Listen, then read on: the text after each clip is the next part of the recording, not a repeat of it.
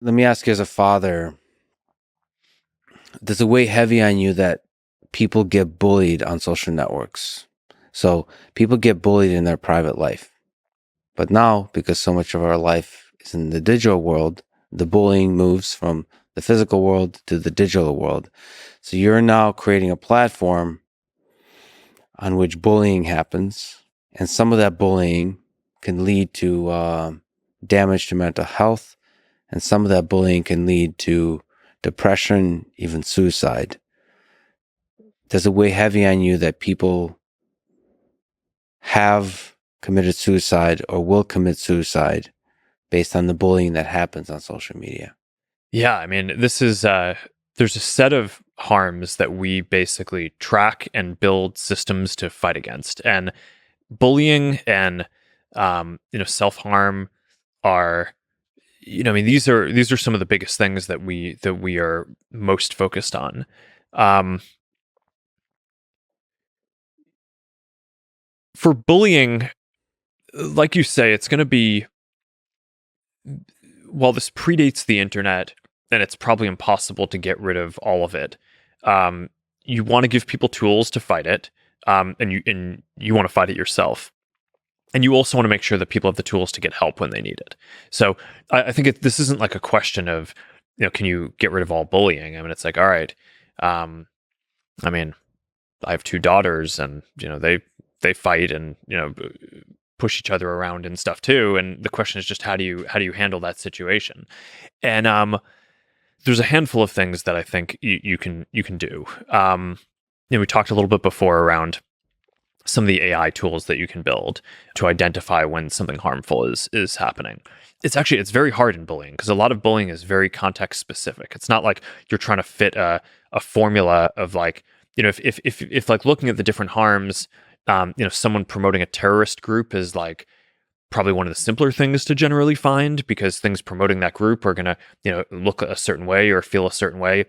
Bullying could just be, someone making some subtle comment about someone's appearance that's idiosyncratic to them. And it could look at just like humor. So humor to one person can be destructive to another human being. Yeah. So with bullying, I think there are certain things that you can find through AI systems.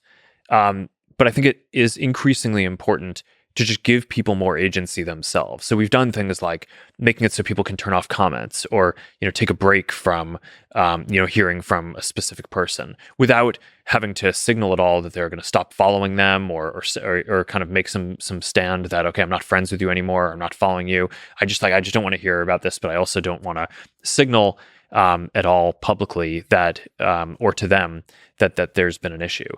And then you get to some of the more extreme cases like you're talking about where someone is thinking about self-harm or suicide. And there we've found that is a place where AI can identify a lot, as well as people flagging things. If people are expressing something that is potentially they're thinking of hurting themselves, those are cues that you can build systems in hundreds of languages around the world to be able to identify that. And one of the things that I'm actually quite proud of is we've built these systems that I think are clearly leading at this point that not only identify that, but then connect with local first responders and have been able to save, I think at this point, it's, in thousands of cases, be able to get first responders to people through these systems who really need them.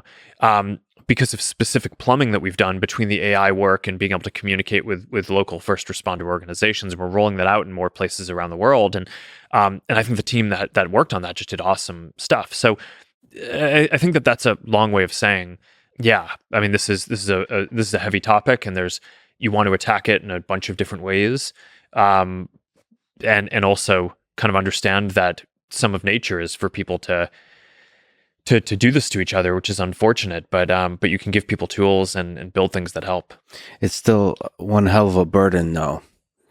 A platform that allows people to fall in love with each other is also by nature going to be a platform that allows people to hurt each other. And when you're managing such a platform, it's difficult. and I think you spoke to it, but the psychology of that, of being a leader in that space, of creating technology that's playing in this space, like you mentioned, psychology, is really damn difficult. And I mean, the burden of that is just, it's just great. I just wanted to hear you speak to that point.